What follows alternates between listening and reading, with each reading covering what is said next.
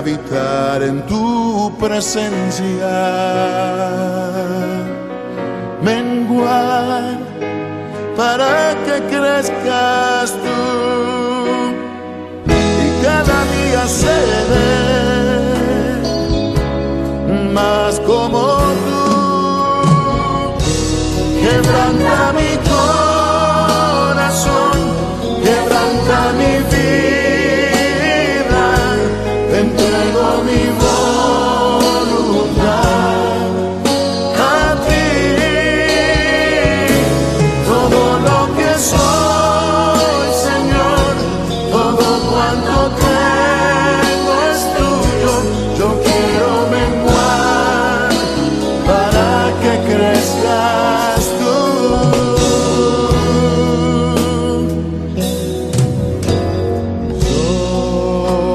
Yo quiero más de ti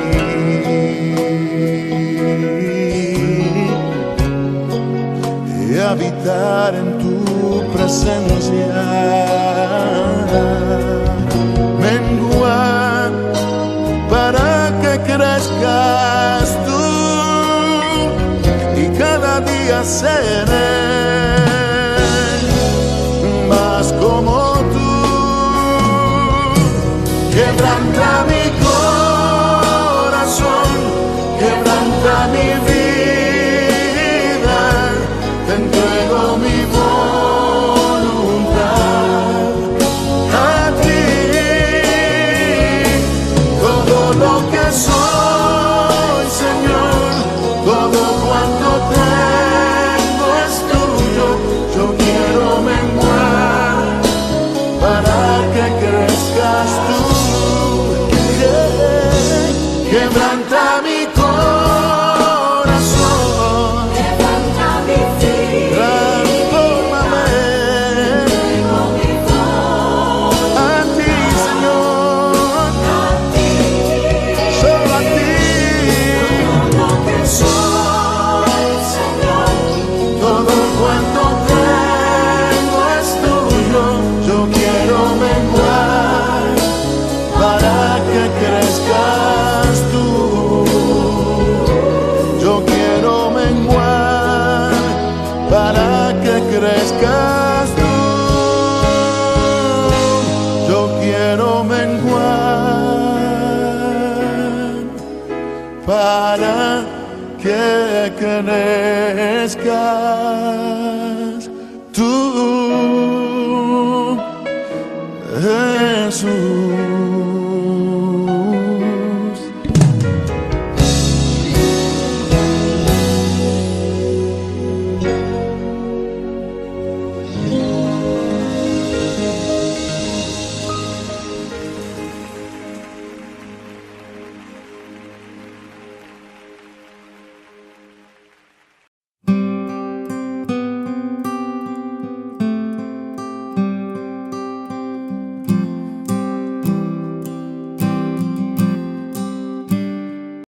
Proverbios capítulo 13. El hijo sabio recibe el consejo del padre, mas el burlador no escucha las reprensiones. Del fruto de su boca el hombre comerá el bien, mas el alma de los prevaricadores hallará el mal. El que guarda su boca guarda su alma, mas el que mucho abre sus labios tendrá calamidad. El alma del perezoso desea y nada alcanza, mas el alma de los diligentes será prosperada. El justo aborrece la palabra de mentira, mas el impío se hace odioso e infame. La justicia guarda al de perfecto camino, mas la impiedad trastornará al pecador. Hay quienes pretenden ser ricos y no tienen nada, y hay quienes pretenden ser pobres y tienen muchas riquezas. El rescate de la vida del hombre está en sus riquezas, pero el pobre no oye censura. La luz de los justos se alegrará, mas se apagará la lámpara de los impíos. Ciertamente la soberbia concebirá contienda, mas con los avisados está la sabiduría. Las riquezas de vanidad disminuirán, pero el que recoge con mano laboriosa las aumenta. La esperanza que se demora es tormento del corazón, pero árbol de vida es el deseo cumplido. El que menosprecia el precepto perecerá por ello, mas el que teme el mandamiento será recompensado. La ley del sabio es manantial de vida, para apartarse de los lazos de la muerte. El buen entendimiento da gracia, mas el camino de los transgresores es duro. Todo hombre prudente procede con sabiduría, mas el necio manifestará necedad. El mal consejero acarrea desgracia, mas el mensajero fiel acarrea salud. Pobreza y vergüenza tendrá el que menosprecia el consejo, mas el que guarda la corrección recibirá honra. El deseo cumplido regocija el alma, pero apartarse del mal es abominación a los necios. El que anda con sabios, sabio será, mas el que se junta con necios será quebrantado. El mal perseguirá a los pecadores, mas los justos serán premiados con el bien. El bueno dejará herederos a los hijos de sus hijos, pero la riqueza del pecador está guardada para el justo. En el barbecho de los pobres hay mucho pan, mas se pierde por falta de juicio. El que detiene el castigo a su hijo aborrece, mas el que lo ama desde temprano lo corrige. El justo come hasta saciar su alma, mas el vientre de los impíos tendrá necesidad.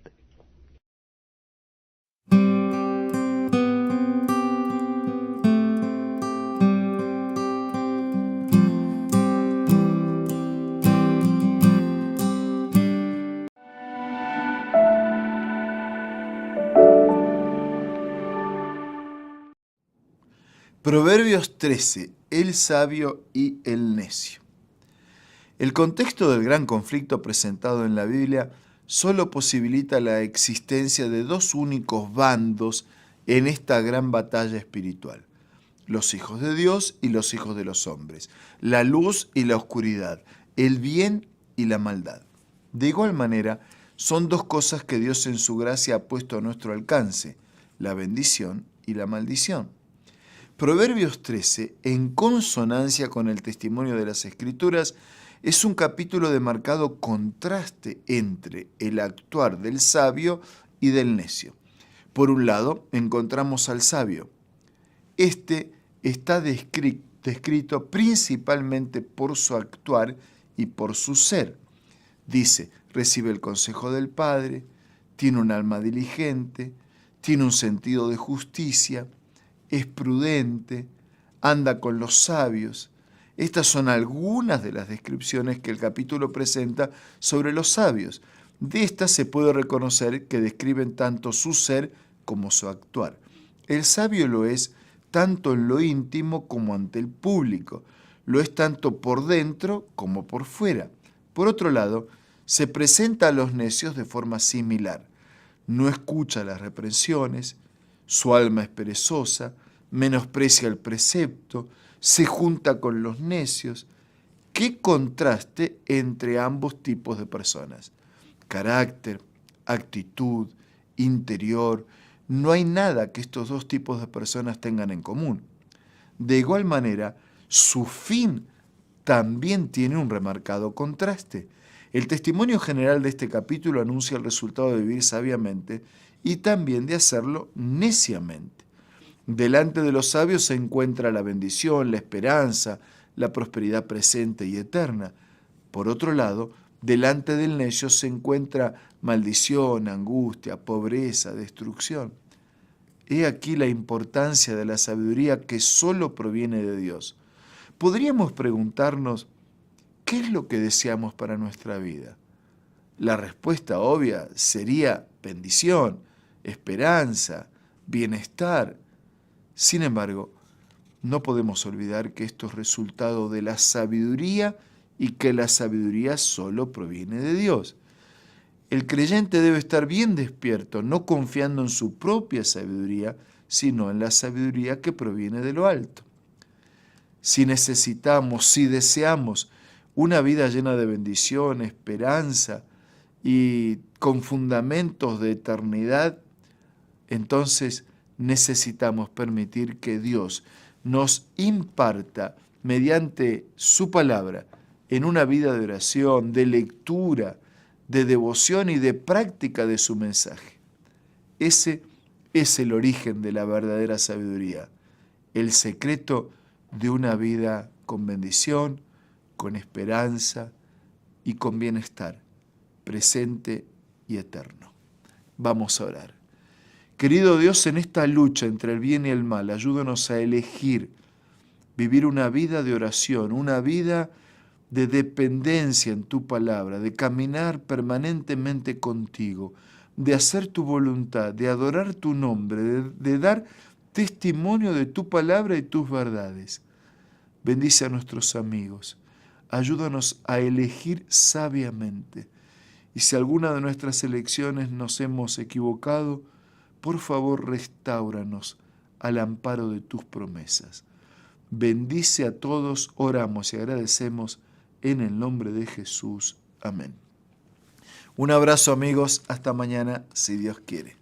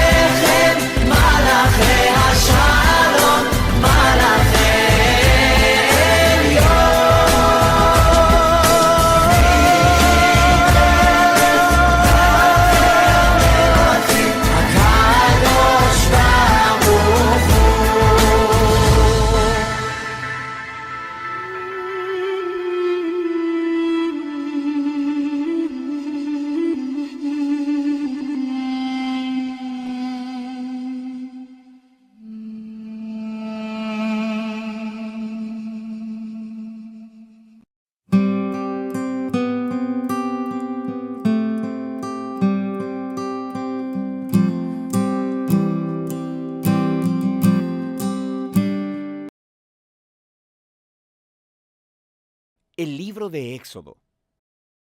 En el primer relato exploramos los capítulos 1 al 18, que nos cuentan la historia fundacional de cómo Dios rescató a los esclavos israelitas, confrontando y derrotando a Faraón, y proveyendo una salida de escape a través de la sangre del Cordero Pascual. Dios, luego, liberó a su pueblo llevándolos a través de las aguas del mar y hacia el desierto, donde sorprendentemente ellos refunfuñaron y se quejaron. La segunda mitad del libro de Éxodo abre con Moisés guiando a Israel al pie del monte Sinaí, en donde Dios invita a la nación de Israel a entrar en una relación de pacto con él. Aquí llegamos a otro momento clave en la narrativa bíblica, porque está retomando y desarrollando la promesa de Dios a Abraham. Recuerda, en el libro de Génesis Dios prometió que a través de la familia de Abraham, de alguna manera, él restauraría su bendición a todas las naciones. Y aquí aprendemos más. Dios dice que Israel obedece los términos del pacto. Ellos estarán tan moldeados por las leyes, enseñanzas y justicia de Dios que se convertirán en un reino de sacerdotes. Ellos se convertirán en los representantes de Dios y le mostrarán a todas las naciones cómo en verdad es Dios. El pueblo de Israel aceptó la oferta con emoción. La presencia de Dios se muestra en la cima del monte Sinaí en forma de nubes, rayos y truenos. Moisés sube como su representante y Dios empieza con los términos básicos del pacto, los famosos 10 mandamientos. Estos son como los términos básicos del acuerdo sobre cómo los israelitas y Dios se relacionarán entre ellos. Después de esto, viene otra serie de mandatos que explican los primeros 10 con más detalles. Hay leyes sobre la adoración de Israel, sobre la justicia social, sobre cómo deben vivir juntos. Todo ello para hacer de Israel una nación de justicia y de generosidad diferente de las otras naciones. Moisés escribe todas estas leyes y las trae al pueblo, quien, de nuevo, aceptó gozosamente entrar en este pacto con Dios. Una vez que lo hacen, Dios lleva la relación al siguiente paso. Él le dice a Moisés que quiere que su santa, divina y buena presencia venga y more en medio de Israel, lo cual desarrolla otro aspecto de las promesas del pacto de Dios. Recuerda, después de la rebelión de la humanidad en el Edén, perdieron el acceso a la presencia de Dios. Pero ahora, a través de la familia de Abraham, la presencia de Dios se hace de nuevo accesible a través de esta relación de pacto, primero con Israel y después de alguna manera con todas las naciones. Lo que sigue son 7 capítulos de planos arquitectónicos detallados de esta carpa sagrada llamada el tabernáculo. Hay un patio exterior con un altar. En el centro hay una carpa con una habitación externa y una habitación interna. Dentro de la habitación interna, que es llamada el lugar santísimo, hay una caja de oro llamada el arca del pacto. Hay esculturas de criaturas angelicales sobre ella. Ese es el centro de la presencia de Dios. Hay muchos detalles en esos capítulos. Es importante saber que cada pieza tiene un valor simbólico. Todas las flores, los ángeles, el oro y las joyas son un eco del jardín del Edén, el lugar donde Dios y los humanos vivieron juntos en intimidad. El tabernáculo es como un Edén portátil, por así decirlo. Es el lugar donde Dios e Israel pueden vivir juntos en paz, por lo menos en teoría, porque justo aquí algo se pone muy mal. Israel rompe el pacto. Mientras Moisés está en la cima de la montaña, recibiendo los planos para el tabernáculo, abajo en el campamento, los israelitas están perdiendo la paciencia. Ellos le piden a Aarón, el hermano de Moisés, que haga para ellos un ídolo en forma de becerro de oro para poder adorarlo como el Dios que los salvó de la esclavitud en Egipto. La presencia de Dios está justo ahí, en la cima de la montaña. Ellos pueden verla, pero están ahí abajo, rompiendo los 2 primeros mandamientos del pacto que acaban de acordar. No tener otros dioses y no hacerse ídolos. Lo que sigue es muy importante. Dios sabe lo que está pasando allá abajo. Primero invita a Moisés a compartir su propio enojo y dolor. Le dice a Moisés lo que quiere hacer: eliminar a Israel. Pero Moisés intercede apelando al carácter de Dios. Él dice, primero que nada, destruir a Israel significaría retractarte de tus promesas, del pacto con Abraham. Y luego Moisés apela a la reputación de Dios entre las naciones. ¿Qué pensarán si ven que destruyes a tu propio pueblo? Dios acepta la intercesión de Moisés y desiste, aunque sí aplica juicio sobre aquellos que instigaron a la idolatría. Él perdona a la nación completa y promete renovar su pacto. Es en este punto de la historia que Dios, por primera vez, le describe a Moisés su propio carácter. Él dice, el Señor es compasivo y clemente, lento para la ira y grande en su fidelidad al pacto. Él perdona el pecado, pero no tendrá por inocente al culpable. Tenemos esta tensión. Dios es grande en misericordia, pero también, si dice ser bueno, debe lidiar con el mal. Sobre todo, Dios es fiel a sus promesas, aunque esto signifique que sabe que se está comprometiendo con un pueblo que le es completamente infiel. Después de renovar el pacto con Israel, Dios manda a Moisés a construir el tabernáculo. Una vez más, tenemos 5 largos capítulos describiendo en detalle la construcción del tabernáculo. Todo se une en el capítulo final, cuando el tabernáculo es terminado. La divina y gloriosa presencia de Dios viene y se posa sobre la carpa, y nuestras esperanzas son altas. Moisés se dirige hacia la carpa para entrar, y no puede hacerlo. En realidad, no puede entrar, y es así como termina el libro. Es realmente sorprendente, pero no tanto si te pones a pensar. Ahora puedes ver hasta qué punto el pecado de Israel ha dañado su relación con Dios en más formas de las que imaginamos. El libro empezó, recuerda, con la amenaza malvada de Faraón e Israel amenazando la promesa del pacto de Dios. Pero ahora, al final del libro, Israel se ha convertido en su propio peor enemigo. Es su pecado quien está amenazando el futuro del pacto. Así que la pregunta al final del libro es, ¿cómo va Dios a reconciliar este conflicto entre la santidad y la bondad de su presencia con la corrupción pecaminosa del pueblo de su pacto? La solución de este problema es el tema del próximo libro. Por ahora, ese es el libro de Éxodo.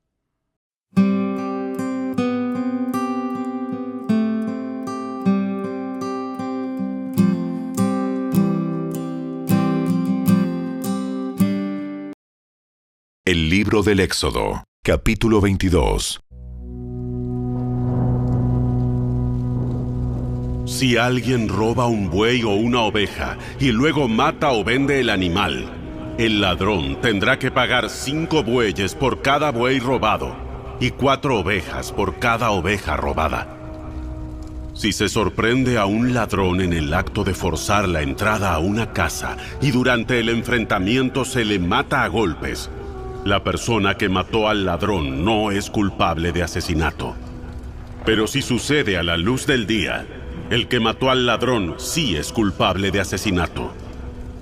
El ladrón que sea capturado pagará la cantidad total de lo que haya robado. Si no puede pagar, se venderá como esclavo para pagar por lo robado. Si alguien roba un buey, o un burro, o una oveja, y se encuentra el animal en su poder, entonces el ladrón tendrá que pagar el doble del valor del animal robado. Si un animal pasta en un campo o en un viñedo, y el dueño deja que se meta a pastar en el campo de otro, el dueño del animal tendrá que compensar al dueño del campo con lo mejor de su cosecha de grano o de uvas. Si alguien prende fuego a espinos y el fuego se sale de control y se extiende al campo de un vecino, y por lo tanto destruye las gavillas de grano o lo que está por cosecharse o todos los cultivos, el que encendió el fuego tendrá que pagar por la cosecha perdida. Supongamos que alguien entrega dinero o bienes a un vecino para que se los guarde en un lugar seguro, y al vecino se los roban de su casa. Si se atrapa al ladrón, la compensación consistirá en el doble del valor de lo robado. Pero si no se encuentra al ladrón, el vecino tendrá que presentarse ante Dios, y Él determinará si el vecino es quien robó los bienes. Supongamos que hay un pleito entre 2 personas, y ambas afirman ser dueñas de cierto buey o burro, cierta oveja o prenda de vestir, o algún objeto perdido. Ambas partes tendrán que presentarse ante Dios, y la persona a quien Dios declare culpable tendrá que pagarle el doble al otro.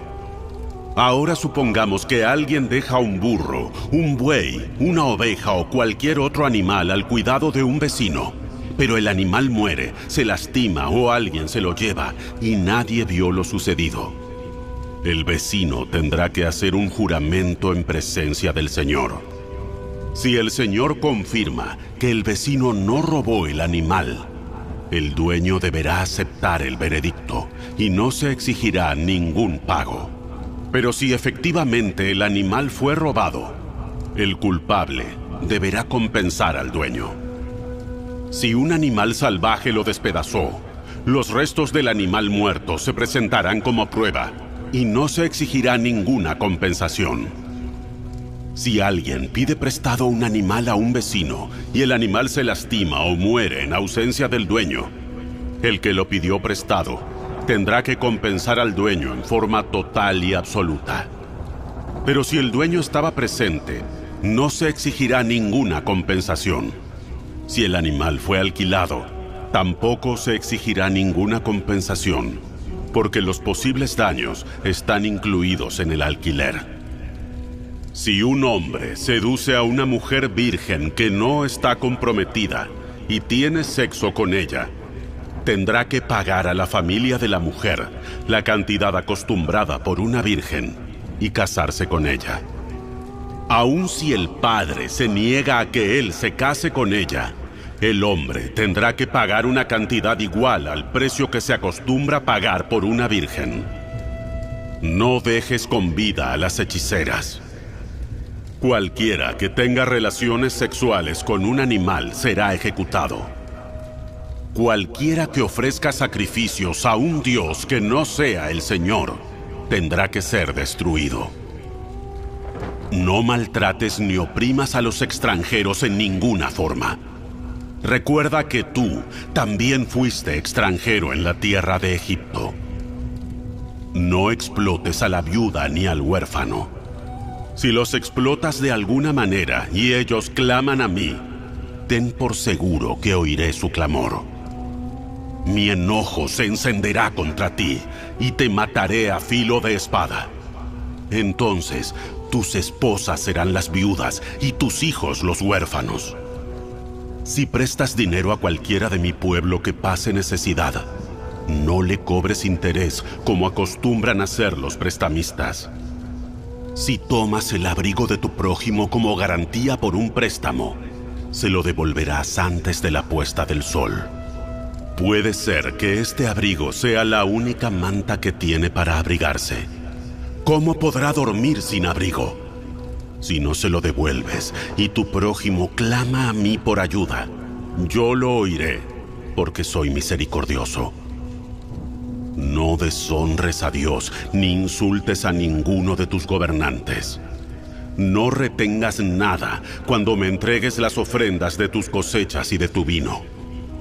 Deberás darme a tu primer hijo varón. También tienes que entregarme las primeras crías de tu ganado, de tus ovejas y de tus cabras. Dejarás la nueva cría con su madre durante 7 días, y al 8º día me la entregarás. Ustedes tienen que ser mi pueblo santo. Por eso, no coman ningún animal que haya sido muerto y despedazado por animales salvajes. Échenselo a los perros.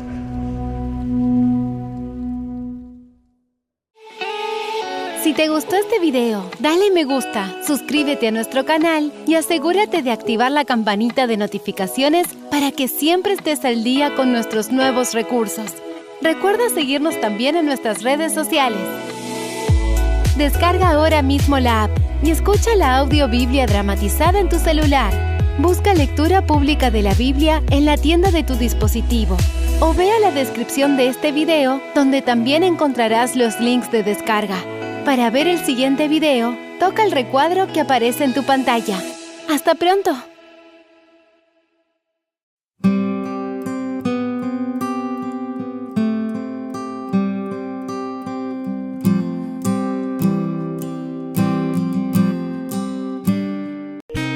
Éxodo describe la maravillosa intervención de Dios a favor de su pueblo escogido al librarlo de la esclavitud y su bondadosa condescendencia al realizar un pacto con ellos. El tema que atraviesa todo el libro como un hilo de oro es el propósito de mostrar que ni la repetida infidelidad del pueblo escogido ni la oposición de la mayor nación de la tierra podrían desbaratar el plan de Dios para su pueblo.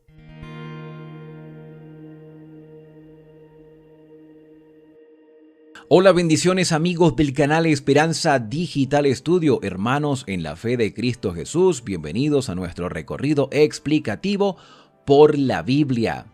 Yo soy Alexander Suárez y hoy vamos a analizar el capítulo 22 del libro de Éxodo, que es la continuación del capítulo 21, donde se presentan los derechos y las normas que Dios le dio a Moisés para que Israel aplicara los principios de los 10 mandamientos, mandamientos que son el fundamento del gobierno de Dios.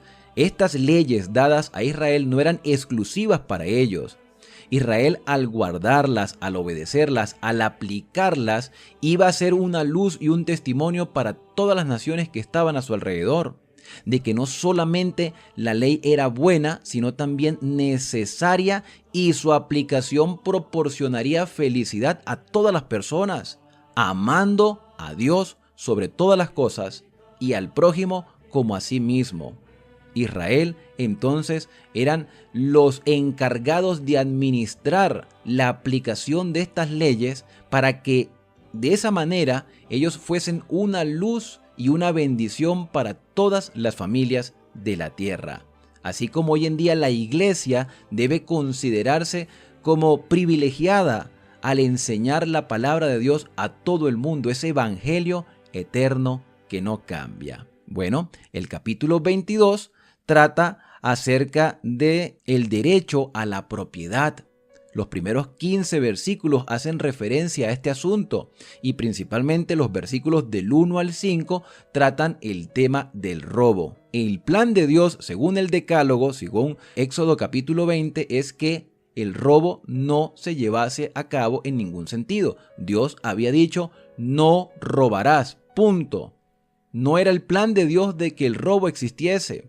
Pero si por algún motivo una persona robaba porque se sintió tentada, sintió debilidad, creyó que sus necesidades no se podían satisfacer y se vio prácticamente, entre comillas, obligado a robar, entonces había que aplicar la ley, puesto que en este principio el robo es castigado, preferiblemente con una multa, pero podía llegar a recibir un castigo mayor dependiendo cómo y qué había robado. Vamos entonces a abrir nuestras Biblias y analicemos el versículo 1 en adelante. Cuando alguien robe un buey o una oveja y degüelle al buey o lo venda, por aquel buey deberá pagar 5 bueyes y por aquella oveja pagará 5 ovejas. Tomemos en cuenta que en el desierto la principal propiedad de los israelitas era el ganado. Puesto que se necesitaba más osadía para que un ladrón se llevara un buey que para robar una oveja, el crimen acarreaba un castigo mayor, en este caso 5 bueyes por el animal robado o 4 ovejas por la oveja robada. Si el criminal robaba y degollaba al animal, esto se consideraba peor que un robo común, que acarreaba el castigo de una doble restitución. ¿Qué quiere decir esto? Mira, en el versículo 2 dice que si el animal que se había robado, la persona era encontrado vivo, debería pagar el doble. Pero si lo mataba, si degollaba al animal, entonces debía pagar 5 veces más o 4 veces más, dependiendo del animal, pues indicaba esto persistencia en la maldad. No solamente lo había robado, sino que también había sacrificado al animal que no le pertenecía. Por lo tanto, el culpable debía pagar más, como muestra el versículo número 1. El versículo número 2 dice que si un ladrón es hallado forzando una casa y es herido de muerte, no hay castigo. ¿No hay castigo para quién? Para el dueño de la casa o la persona que esté dentro de la casa durante el robo. En este caso hace mención, o bueno, no hace mención, pero se da sobreentendido que fue encontrado robando en la noche, porque el versículo 3 dice, pero si sucede después de salido el sol, es decir, que el versículo 2 hace mención del ladrón que roba de noche y el versículo 3 hace mención del ladrón que roba de día. En este caso, sí hay castigo si es encontrado robando de día. ¿Por qué? ¿Por qué el de la noche no tenía castigo si, en este caso, el dueño de la casa mataba al ladrón? porque de noche, al estar oscuro, el ladrón podía ser impulsado a incluso a defenderse o a tratar de malograr, de maltratar a las personas que estén dentro de la casa. Entonces el dueño de la casa se defendía. Pero ¿qué pasa? Si el ladrón era encontrado de día y el dueño de la casa lo mataba, entonces aquí sí había un castigo para el dueño de la casa. El plan era no matar, como tampoco es el plan de Dios que la persona robara. Entonces el plan de Dios no era que se matara. El ladrón vivo, entonces le corresponde hacer restitución, y si no tiene con qué, será vendido por lo robado. Qué interesante es que si el ladrón se justifica diciendo yo robaba porque no tenía, eso no lo eximía de su castigo. Ahora vas a tener que ser vendido como esclavo.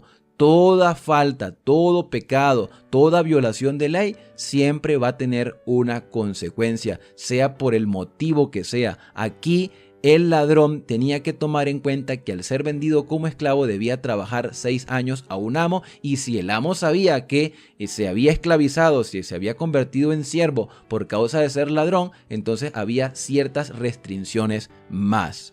Ahora dice el versículo 4 que si lo robado era hallado vivo en su poder, sea buey, asno u oveja, entonces pagará el doble. Aquí vemos la diferencia de lo que aparece en el versículo 1. Si el animal estaba vivo, pagaba el doble. Si mataba el animal, entonces pagaba 5 o 4 veces más.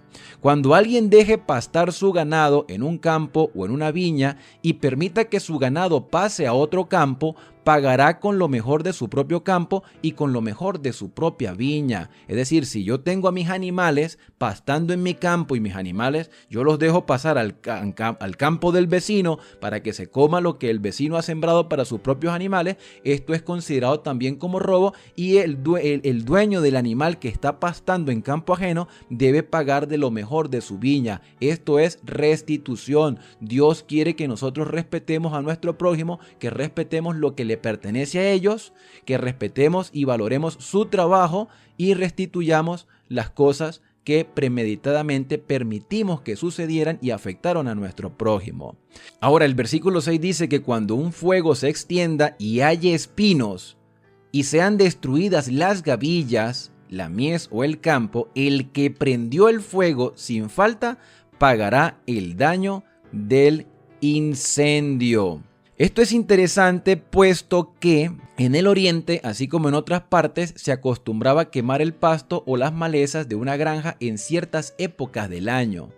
Por descuido podía propagarse el fuego y dañar o destruir la cosecha del vecino.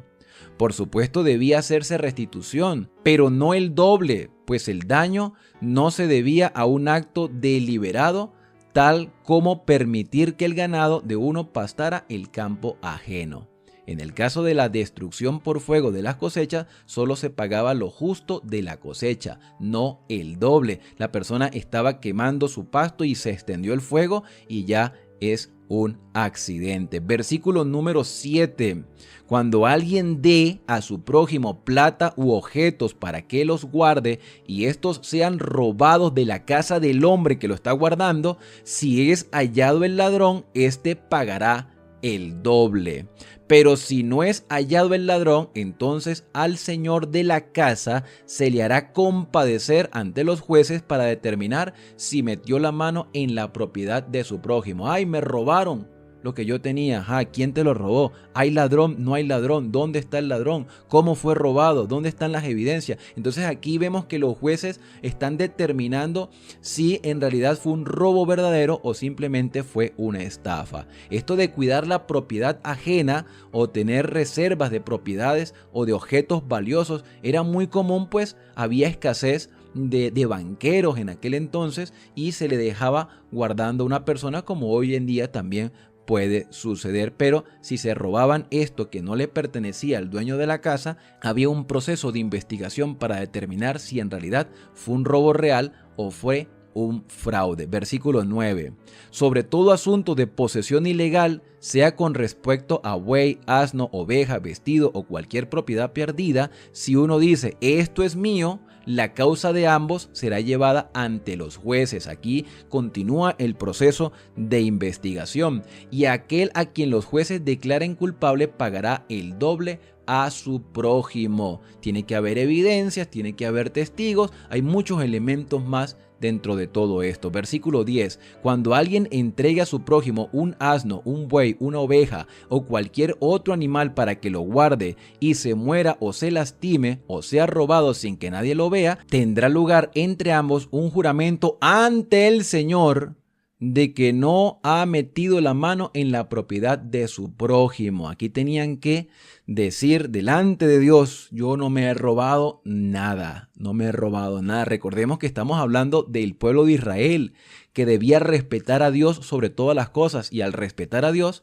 también debía respetar a su prójimo. Por lo tanto, no debían decir mentiras, no debían robar, no debían mentir. Pero esto podía suceder, como puede suceder hoy en día, y por eso existen leyes y normativas. Entonces el dueño aceptará el testimonio que se hizo delante del Señor, y el otro no hará restitución porque dijo: mira, delante de Dios, y no es un juramento, es simplemente una declaración, un testimonio, Dios es testigo de que yo no me he robado nada. Pero si efectivamente le ha sido robado, él hará restitución a su dueño, y si el animal fue despedazado, él llevará al dueño evidencia del animal despedazado y no hará restitución. Mira, llegó un animal salvaje y lo mató, y ¿qué puedo hacer yo por eso? Versículo 14. Cuando alguien pida prestado un animal a su prójimo y sea lesionado o muerto en ausencia de su dueño, hará completa restitución. Nótese que aquí hay diferencia. No es igual que alguien me diga a mí: cuídame este animal, yo te lo cuido, pero se murió, o vino un animal, lo mató, o se lo robaron. Yo no puedo hacer restitución. Tú me lo dejaste cuidando a mí, se me escapó de las manos, yo hice todo lo posible por cuidar tu animal. Pero el versículo 14 dice que si yo pido prestado, ¿sí? No me lo están dando, yo pido prestado, yo estoy solicitando una ayuda. Mira, préstame un animal porque voy a hacer un trabajo. Entonces, si este animal es lesionado o muerto en ausencia del dueño, yo debo hacer completa restitución. No debo hacer el doble de la restitución, no debo pagar ni dos veces más, ni 4 veces más, ni 5 veces más. Si se murió el animal en mis manos, el animal que me prestaste, yo te voy a devolver lo que me prestaste, otro animal, pero de la misma cantidad. Porque el que pagaba el doble o el que pagaba 4 o 5 veces más era el ladrón. Yo no me robé nada, el animal, se murió. Tú me los prestaste, yo te voy a devolver con otro animal. Versículo 15, pero si el dueño estuvo presente, no lo hará. Interesante, ¿no? Si el dueño estaba allí en el momento en que el animal se murió, entonces no pagará nada. Si el animal era alquilado, los daños están incluidos en el alquiler. Esto se llama justicia, hermanos. Esto es justicia. A partir del versículo 16 vamos a ver un compuesto de leyes misceláneas, donde se advierte que algunas son severas y otras son leves, lo que muestra o ilustra la justicia y la misericordia de Dios. Dios es tan misericordioso con el santo, con el débil, con el desvalido, como es también severo con el pecador osado y testarudo. Los versículos 16 y 17 se ocupan de la seducción. Dice el versículo: cuando alguien seduzca a una mujer virgen no desposada, es decir, que la enamore, que la endulce, que la ilusione y se acueste con ella, deberá pagar el precio matrimonial por ella y la tomará por mujer. Pero si el padre de ella rehúsa dársela a pesar de ello, él pagará el dinero del precio matrimonial por lo que hiciste a la virgen, por endulzarla, por seducirla, por ilusionarla. En el Oriente, lo común es que un hombre pague dinero, una dote, a los padres de la doncella con quien intenta casarse. Se requería que un seductor cumpliera con esta costumbre. El precio de la dote era de 50 siclos de plata. Y esto lo sabemos por la referencia de Deuteronomio capítulo 22, versículo 29. El seductor, si le hacía daño a la virgen, entonces debía pagar la dote matrimonial, y si el padre de esta muchacha afectada no quería dársela por esposa, estaba en su deber hacerlo, pero el seductor debía pagar. Versículo 18 dice que no dejarás viva a las brujas, a las hechiceras, a estas mujeres que se dedicaban a la adivinación. Hechicero era alguien que pretendía tener conocimiento o poderes sobrenaturales que usaba para influir en los dioses o para emitir efluvios mágicos. El hecho de que se designe a las mujeres antes que a los hombres sugiere que el sexo femenino era más propenso a este tipo de delito. Versículo 19. Cualquiera que tiene cópula con animal morirá irremisiblemente. ¿Cómo se llama eso? Zoofilia. Aquel que tenga relaciones con animales debe morir. Este bestialismo no podía ser aceptado en el pueblo de Dios porque no forma parte del plan divino ni del gobierno establecido por el Padre Celestial. Hombre con mujer y los animales entre animales. No podemos nosotros permitir este tipo de costumbres en el pueblo de Dios, y allí el versículo es claro. Versículo 20, el que ofrece sacrificio a un Dios que no sea el Señor, entonces sea anatema, esto es idolatría.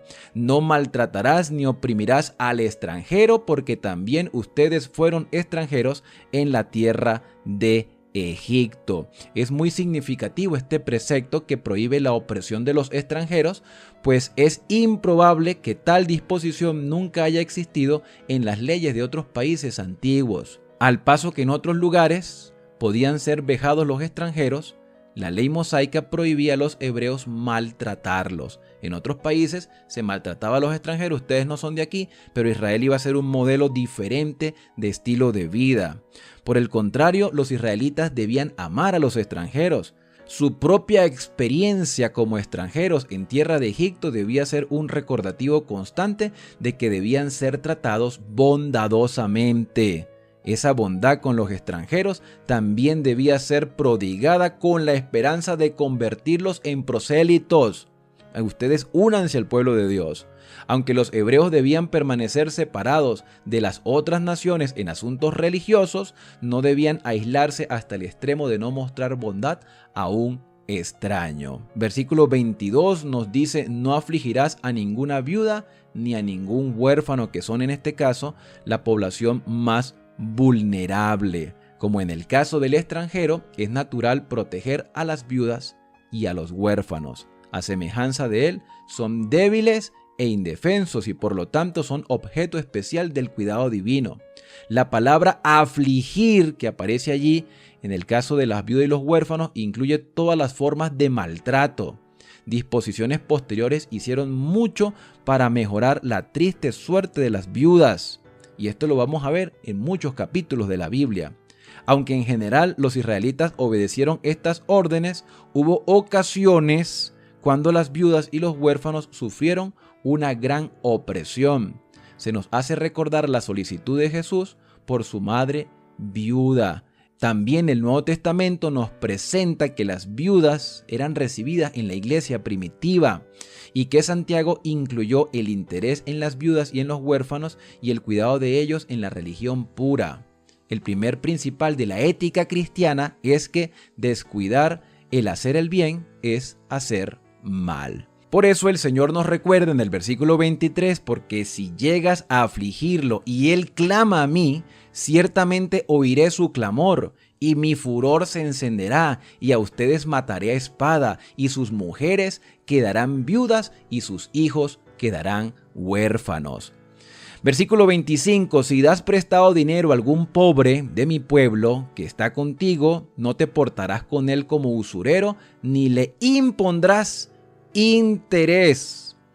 Hoy en día generalmente esta palabra implica algún tipo de interés exorbitante. En los días de Moisés la palabra así traducida significaba cualquier cantidad de interés, ya sea grande o pequeño. El versículo es claro, no impondrás interés. El tipo de interés que un acreedor podía cobrar no estaba entonces regulado por ninguna ley y por lo tanto podía esperarse que los acreedores sin conciencia trataran implacablemente a quienes se hallaban en circunstancias difíciles. La ley mosaica, al prohibir la usura, se ocupaba exclusivamente de los casos cuando se aprovechaba de un hermano que se había empobrecido, es decir, que se hallaba en apuros económicos. En tales circunstancias, un pobre podía empeñar su propiedad conseguir un préstamo si era posible o venderse a un acreedor por un periodo limitado de tiempo. Además, si podía hacerlo, se requería que el hermano del pobre le concediera el préstamo necesario sin interés. En ninguna circunstancia debía aprovecharse de su hermano pobre cobrándole cantidad alguna de interés.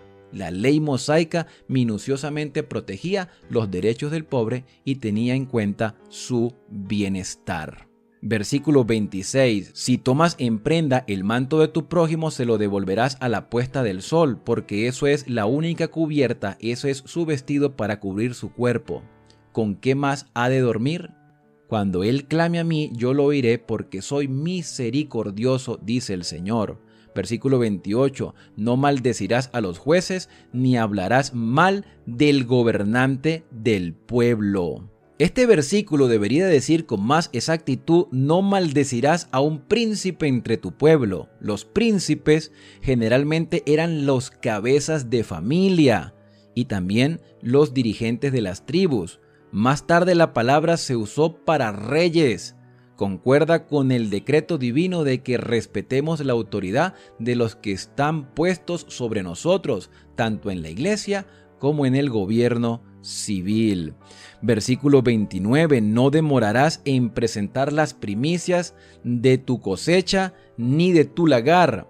Me darás el prójimo de tus hijos. Lo mismo harás con el de tus vacas, con el de tus ovejas. 7 días estará con su madre y al 8º día me lo darás. Literalmente, lo que traduce aquí como primicia es la plenitud.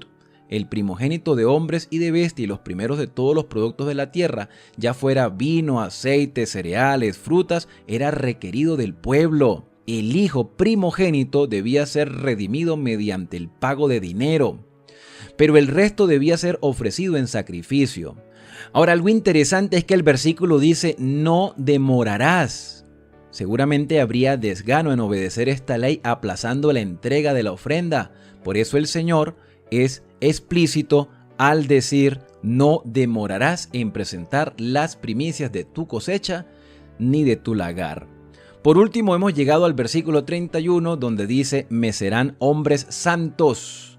No comerán la carne de un animal despedazado en el campo. A los perros se las echarán. A fin de conseguir esta consagración, porque el Señor dice serán hombres santos, habían varias leyes designadas para preservar a los israelitas como pueblo espiritual. No debían comer la carne de un animal destrozado debido a que la sangre, la cual es vida, no podía ser eliminada debidamente del animal, el que por lo tanto quedará inmundo. Además, las fieras carnívoras que destrozan también eran inmundas y por contacto pasaban esta inmundicia a otro animal. Cuando se hace referencia a los perros, es probable que esta distinción no rigiera para vender o dar el animal rechazado a un extranjero, como lo dice Deuteronomios 14:21, sino que indicaba otro medio por el cual podía terminarse con la carne. Los perros eran inmundos, está hablando de los animales, y por lo tanto podían comer cualquier cosa. En realidad eran animales que se alimentaban de carroña. Y esto lo podemos ver más adelante en el segundo libro de Reyes, en el capítulo 9, versículos 35 y versículo 36. Y bien, mis queridos amigos, ya hemos llegado al final de nuestro análisis por el día de hoy. Hay muchas normativas, hay muchas referencias, hay muchas lecciones que podemos aprender y que pueden ser aplicadas todavía en esta época en que tú y yo estamos viviendo. El Señor siempre quiere lo mejor para nosotros, quiere instruirnos, educarnos y prepararnos para que seamos luz al mundo y testimonio a las demás naciones. Yo soy Alexander Suárez y la invitación es para que mañana continúes con nosotros en este recorrido explicativo por la Biblia. Por eso te invito a suscribirte, activando las notificaciones y compartiendo estos mensajes con otras personas, y así juntos seguiremos creciendo en el conocimiento de la palabra de Dios. Si el Señor nos da vida y tenemos la oportunidad, aquí estaremos con ustedes el día de mañana con el capítulo 23 del libro de Éxodo. Feliz día para todos.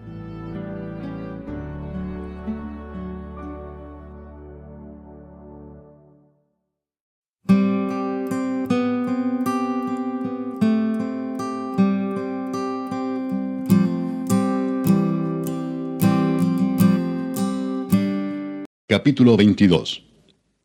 Cuando alguno hurtare buey u oveja y lo degollare o vendiere, por aquel buey pagará 5 bueyes, y por aquella oveja 4 ovejas. Si el ladrón fuere hallado forzando una casa, y fuere herido y muriere, el que lo hirió no será culpado de su muerte. Pero si fuere de día, el autor de la muerte será reo de homicidio. El ladrón hará completa restitución. Si no tuviere con qué, será vendido por su hurto. Si fuere hallado con el hurto en la mano, vivo, sea buey o asno u oveja, pagará el doble. Si alguno hiciere pastar en campo o viña, y metiere su bestia en campo de otro, de lo mejor de su campo y de lo mejor de su viña pagará. Cuando se prendiere fuego y al quemar espinos quemare mieses amontonadas o en pie, o campo, el que encendió el fuego pagará lo quemado. Cuando alguno diere a su prójimo plata o alhajas a guardar, y fuere hurtado de la casa de aquel hombre, si el ladrón fuere hallado, pagará el doble. Si el ladrón no fuere hallado, entonces el dueño de la casa será presentado a los jueces para que se vea si ha metido su mano en los bienes de su prójimo. En toda clase de fraude, sobre buey, sobre asno, sobre oveja, sobre vestido, sobre toda cosa perdida, cuando alguno dijere, esto es mío, la causa de ambos vendrá delante de los jueces, y el que los jueces condenaren, pagará el doble a su prójimo. Si alguno hubiere dado a su prójimo asno, o buey, u oveja, o cualquier otro animal a guardar, y éste muriere o fuere estropeado, o fuere llevado sin verlo nadie, juramento de Jehová habrá entre ambos, de que no metió su mano a los bienes de su prójimo, y su dueño lo aceptará, y el otro no pagará. Mas si le hubiere sido hurtado, resarcirá a su dueño. Y si le hubiere sido arrebatado por fiera, le traerá testimonio, y no pagará lo arrebatado. Pero si alguno hubiere tomado prestada bestia de su prójimo, y fuere estropeada o muerta, estando ausente su dueño, deberá pagarla. Si el dueño estaba presente, no la pagará. Si era alquilada, reciba el dueño el alquiler. Si alguno engañare a una doncella que no fuere desposada, y durmiere con ella, deberá dotarla y tomarla por mujer. Si su padre no quisiere dársela, él le pesará plata conforme a la dote de las vírgenes. A la hechicera no dejarás que viva. Cualquiera que cohabitare con bestia morirá. El que ofreciere sacrificio a dioses excepto solamente a Jehová, será muerto. Y al extranjero no engañarás ni angustiarás, porque extranjeros fuisteis vosotros en la tierra de Egipto. A ninguna viuda ni huérfano afligiréis, porque si tú llegas a afligirles y ellos clamaren a mí, ciertamente oiré yo su clamor, y mi furor se encenderá y os mataré a espada, y vuestras mujeres serán viudas y huérfanos vuestros hijos. Cuando prestares dinero a uno de mi pueblo, al pobre que está contigo, no te portarás con él como logrero, ni le impondrás usura. Si tomares en prenda el vestido de tu prójimo, a la puesta del sol se lo devolverás, porque solo eso es su cubierta, es su vestido para cubrir su cuerpo. ¿En qué dormirá? Y cuando él clamare a mí, yo le oiré, porque soy misericordioso. No injuriarás a los jueces, ni maldecirás al príncipe de tu pueblo. No demorarás la primicia de tu cosecha ni de tu lagar. Me darás el primogénito de tus hijos. Lo mismo harás con el de tu buey y de tu oveja. 7 días estará con su madre, y al 8º día me lo darás. Y me seréis varones santos. No comeréis carne destrozada por las fieras en el campo. A los perros la echaréis.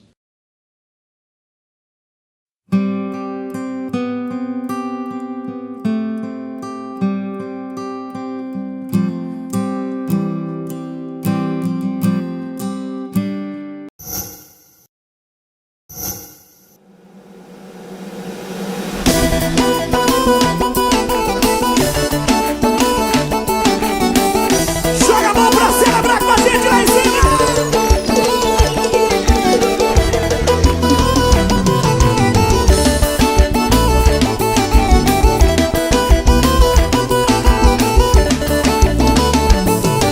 Vivia iludido sem ter paz no coração. Andava no estrada sem ter rumo e direção. Sofri e chorei tentando encontrar alguma coisa que pudesse me ajudar. Mas todo dia a tristeza aumentava em mim. Já não tinha alegria nem motivos pra sorrir. Pensei que tudo tinha chegado ao fim. Foi quando encontrei Jesus, ele me fez sorrir. Mudou a minha história, me fez um vencedor. Apagou o meu passado, o que passou, passou. As coisas velhas se passaram, tudo novo se fez. E hoje eu sou de Cristo. cantar mais uma vez. Que coisa boa, Jesus entrou na minha vida, sou outra pessoa. Que coisa boa, Jesus entrou na minha vida, sou outra pessoa. Joga a mão lá em cima pra cima, menininha.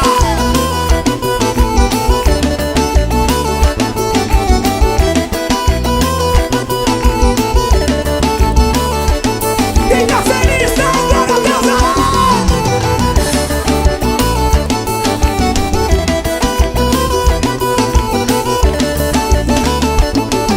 Vivia iludido sem ter paz no coração, andava numa estrada sem ter rumo e direção.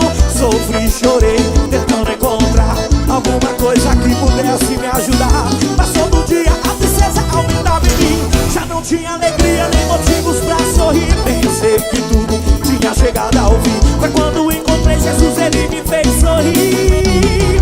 Mudou a minha história, me fez um vencedor, apagou o meu passado. O que passou, passou, as coisas velhas se passaram, tudo novo se fez. E hoje eu sou de que se vou cantar mais uma vez. Que coisa boa, Jesus entrou na minha vida, eu sou outra pessoa. Que coisa boa, Jesus entrou na minha vida. Deixa eu ver as coisas bonitas com as suas mãos aí em cima, canta lá. Que coisa boa, Jesus entrou na minha vida, sou outra pessoa.